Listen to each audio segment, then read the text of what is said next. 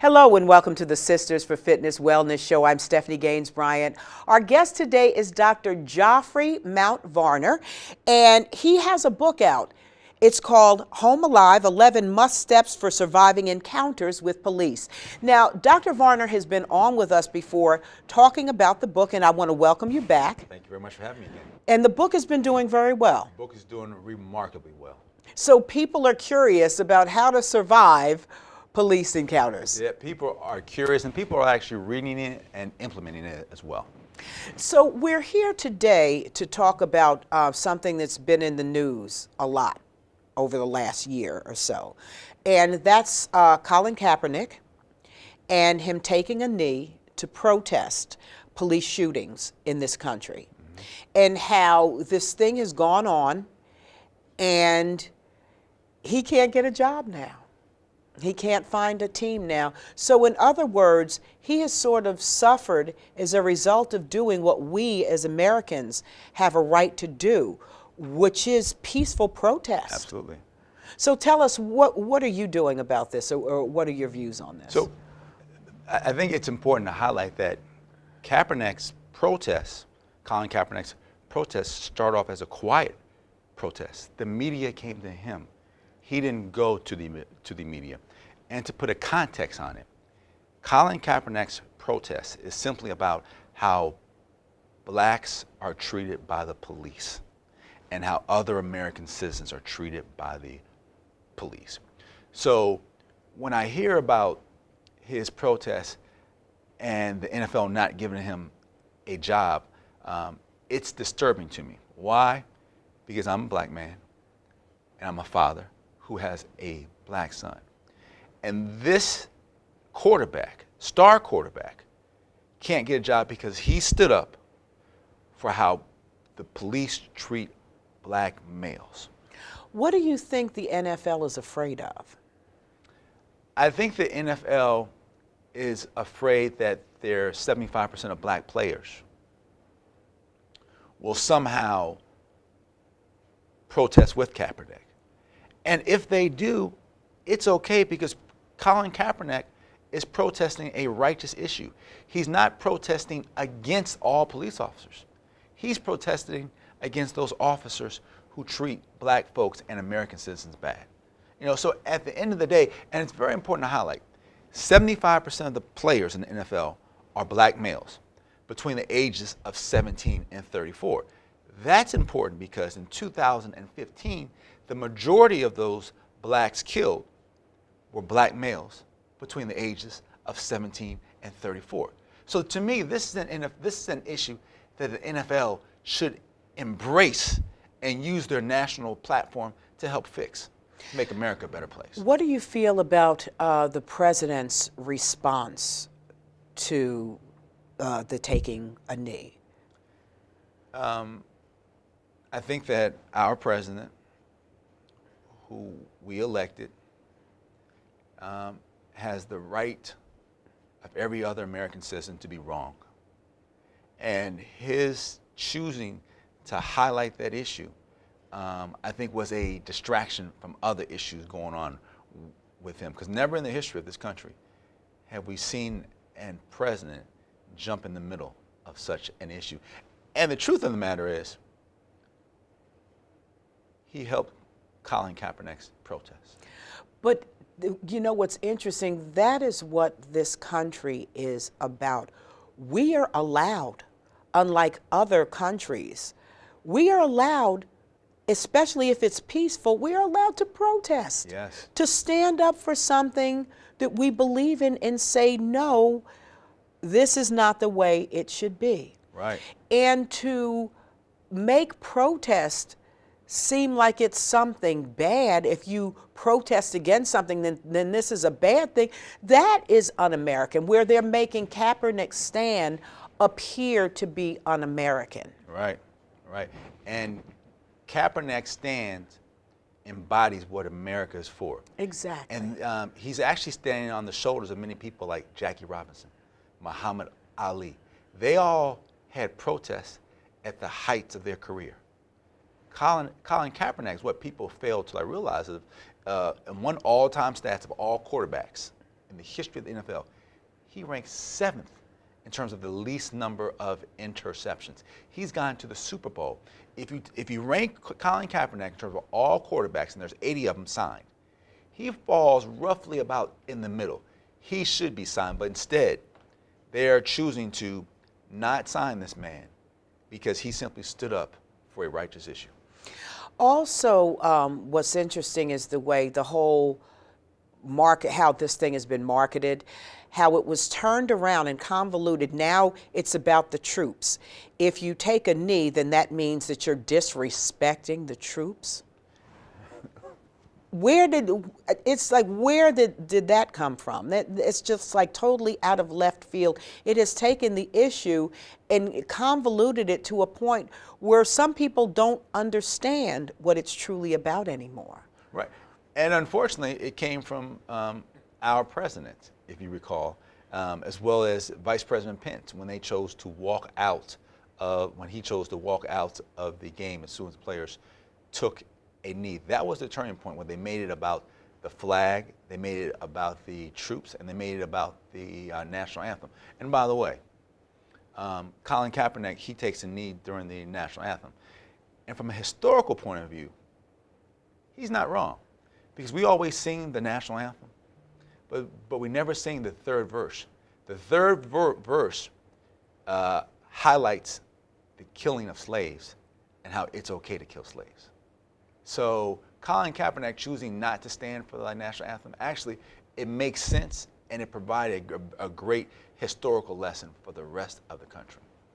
So how are you and your family responding to this? Well, in the Varner household, we have not watched the NFL. We are blacking out the NFL.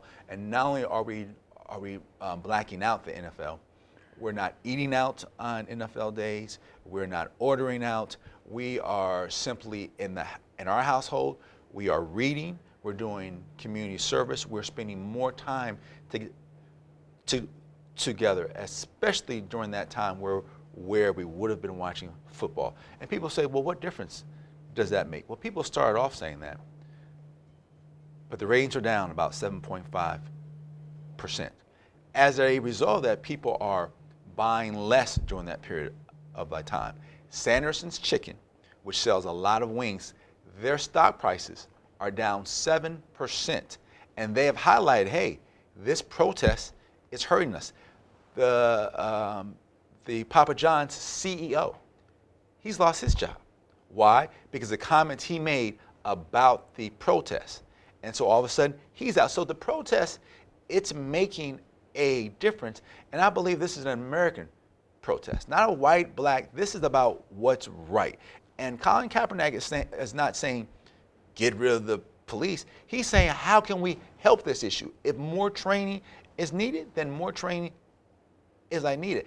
And one other point, as a result of this protest, the NFL has chosen to donate $100 million over 5 years to Black American issues. So there's a lot going on as it relates to this protest. And if you want to get advertisers to listen, hitting them in the pocketbook is the right way to go about it. And some people might think, hey, that's a small thing, you're one family. Mm-hmm. But that one family might encourage another family, might encourage another family. The next thing you know, you've got a movement. And that is what's going on in this country, is that we have a movement going on. And I like how many of the NFL less tan players have come out and embraced Kaepernick. They have said, I respect and endorse his right to protest.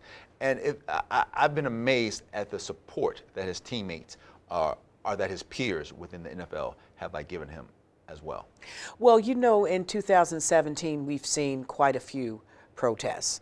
Right after the president was elected, we had the whole women's movement. Mm-hmm. Had a movement, I mean, and it just came out of nowhere. It was someone advertised something on Facebook, it exploded. Which can happen with all this technology, how somebody can mention one thing and it can just explode. So we've seen the women's movement take place. We've seen this recent movement with sexual harassment. a movement like never before, something that I never thought I would see in my lifetime. When I was a young professional, I wish there had been a movement, because I saw a lot during Right. those days. And it got to the point where you thought that's just the way things were.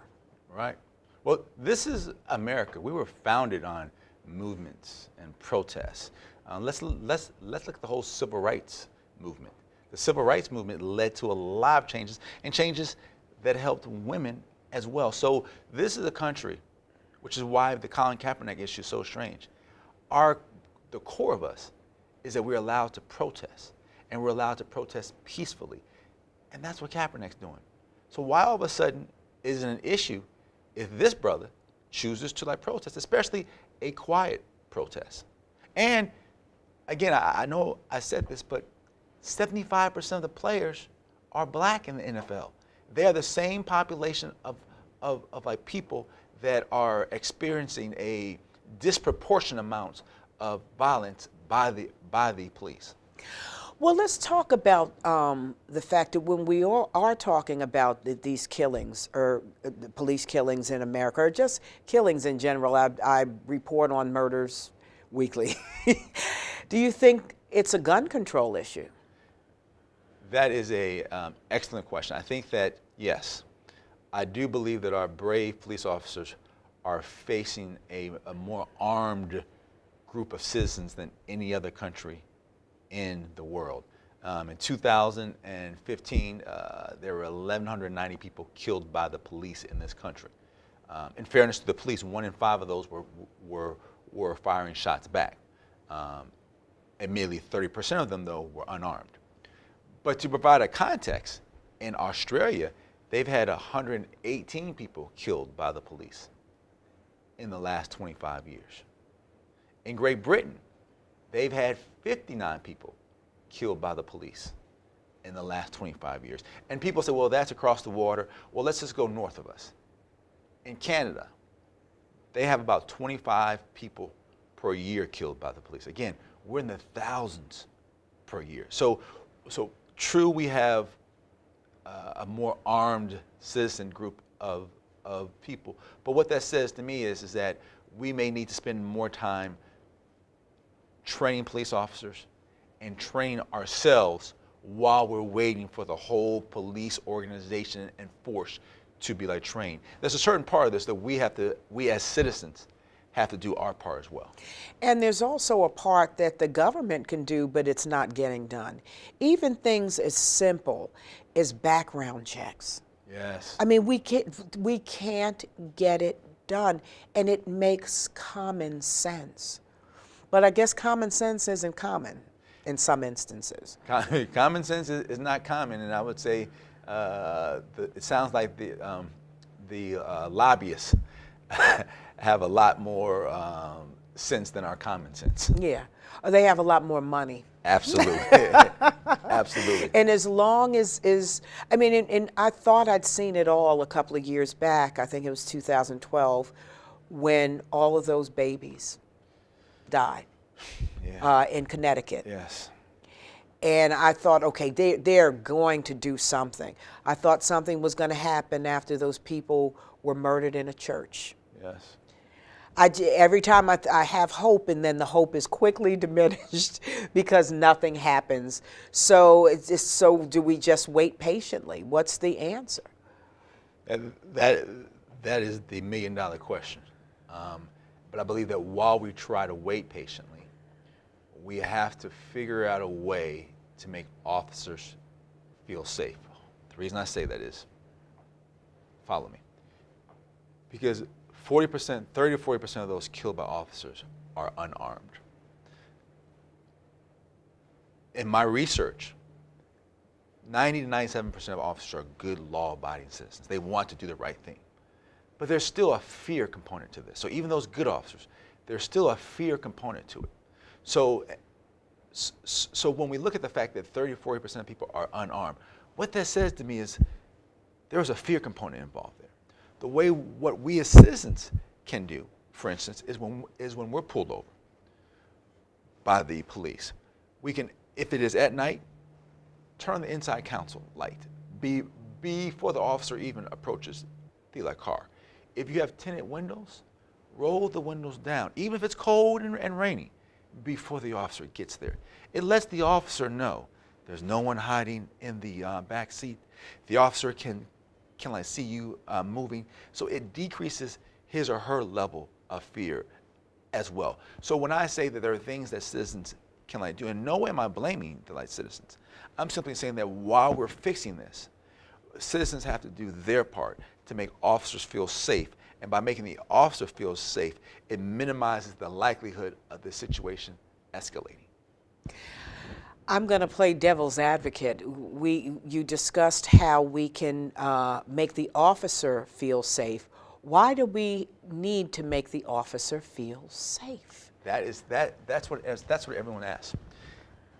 Why shouldn't I feel safe? Why shouldn't I trust that this officer has been trained and that he is knowledgeable and that a simple traffic stop isn't going to result in a death?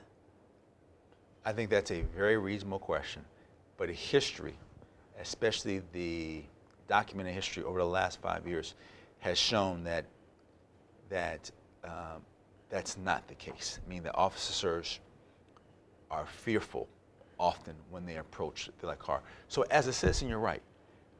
We should have the right to feel safe. But given that the officer is the one with the gun who has the government-sanctioned right to take your life, if you could spend a few moments initially to make the officer feel safe, and once everybody feels safe, then it tilts a little bit more in balance. But your first goal, again, is to make it home alive. And the way you achieve that is to make the officer feel safe early on. And then it keeps the situation from de-escalating. And don't get me wrong, it's not fair, it's not right, but it's the situation we are in right now. Have you had the talk with your son?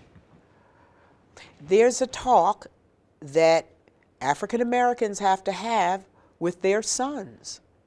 It's a talk that no other group has to have. Have you had the talk with your son? Yes, I have, and I've had it with my daughter too. And part of my talk is I highlight to them, hey, survive the stop no matter what. And I highlight, hey, if daddy can get you home, no matter what they do or say to you, I can fix you. I can fix you. I'm connected to you enough where I can fix you. But if you're dead, there's nothing I can do for you. And let's be very clear. Based upon our earlier conversation, I believe in protests. I believe in activism. Let's do all that. But during the stop, I'm a firm believer protest and activism go out the window. You survive that encounter.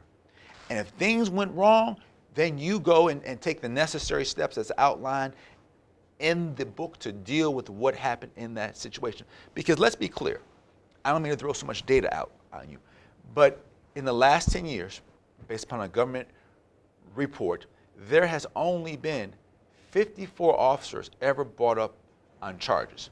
Now, let's just back into that. If we look at the current data and we spread it out, basically over the last 10 years, you would say there's been about 10,000 people killed. 30% of them are unarmed. So that's 3,000 people who are unarmed.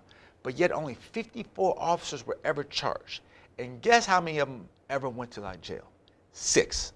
So I say all that to highlight that it's in the officer's favor, meaning that if they happen to mess up, they're probably going to get off. They're probably going to get off. So as a citizen, our goal is, hey, let me not create any situation to even make you think I'm doing something wrong. I'm going to make you feel safe. And then as soon as I make you feel safe, and as soon as the stop is over, whatever you did, I'm going to go to the police station. I'm gonna document it. I'm gonna send it to my local to my local elected official. I'm sending out 3 or 4 copies of what went happen, because at some point you're gonna have to deal with what happened and what I wrote down. But during the stop, that's not the time to protest. And that's so hard. It is. For a lot of people to keep your cool. It is. What are the steps? You just went through part of the steps, what you do. when you get home once you have survived? So once you have survived and you get home and something did go wrong during that stop, well, first, during the last stop, it's always important to get the officer's name because they often have a badge or a badge number. Once the stop is over, you can go home first, or you can go right to the police station and fill out a report then. Now this is small, but key. When you fill it out, take a picture of it, and then the person you like give it to them. You say, "What's your name, please?" And you make sure that they see you write down their name, because they need to know that you have a document of who you gave it to. Then once you do that, go ahead. But how successful has that been to police complaints? How successful have people been in making complaints and something actually is done? So define success. You mean that the officer was reprimanded? Yes, the officer was reprimanded. It was brought to your attention that you were in this situation and that you may have acted improperly. Well, in fairness, often the tie goes to the officer unless there is a video or audio recording of it. But that's okay, because if that's one of those 5% of officers who are not good people, the incident still goes in their file. And every letter in their file is helpful to the cause. What we're finding that even in some of these past incidences where the officers did something wrong, when they went back and looked at the officer's file, they said, "Oh, this officer already had A, B, and C." And because of the national attention to this, police departments are looking at officers' files. What do you feel about the cameras? Officers wearing cameras. Do you think that's going to help? I think that's going to help. I don't think we have enough documented evidence. That's going to help, I believe, if they stay on the entire time.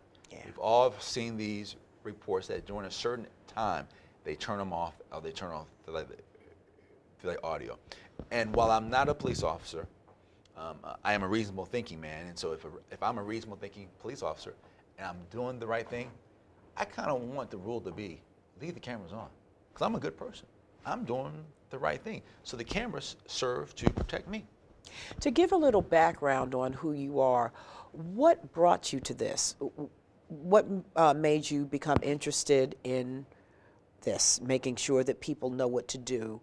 Is it your background as a doctor? Is it something you experienced yourself? What caused you to go in this direction? So it's a combination of reasons. So a lot of people do not realize. So if you ask me what I've always wanted to be when I was a boy growing up, I was a police officer. People do not realize that, but that's what I've always wanted to do.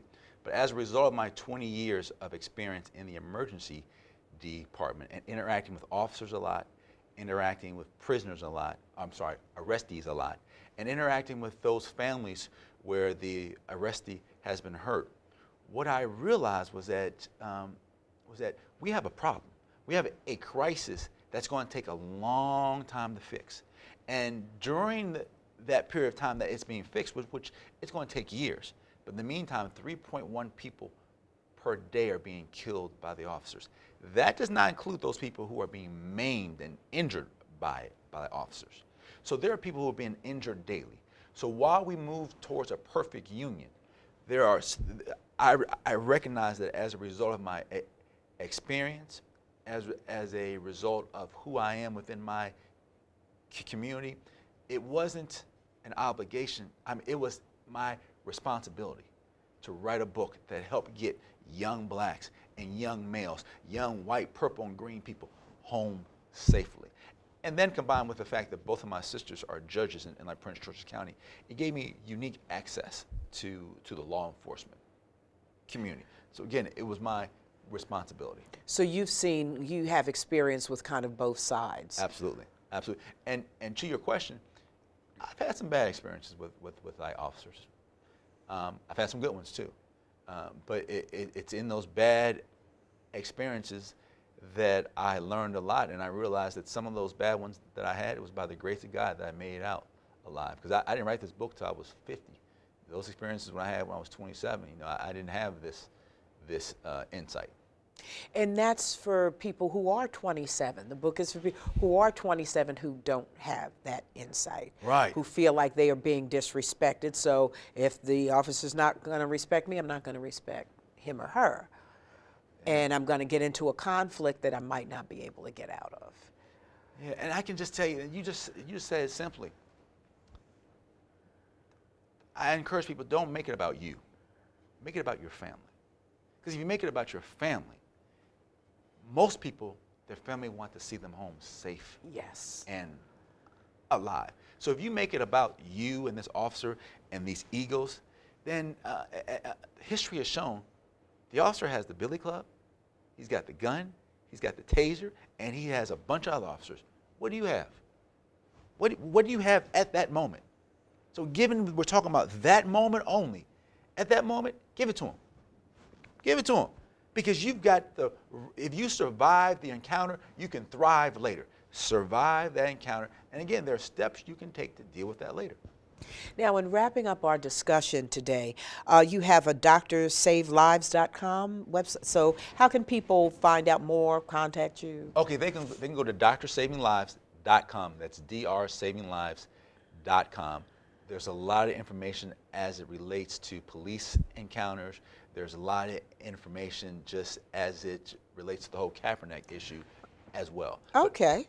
We've been talking to Dr. Geoffrey Mount Varner, and he is the author of the book, Home Alive, 11 Must Steps for Surviving Encounters with Police.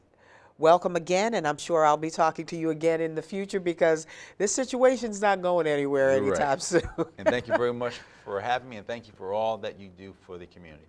You've been watching the Sisters for Fitness Wellness Show. I'm Stephanie Gaines-Bryant. Have a great day.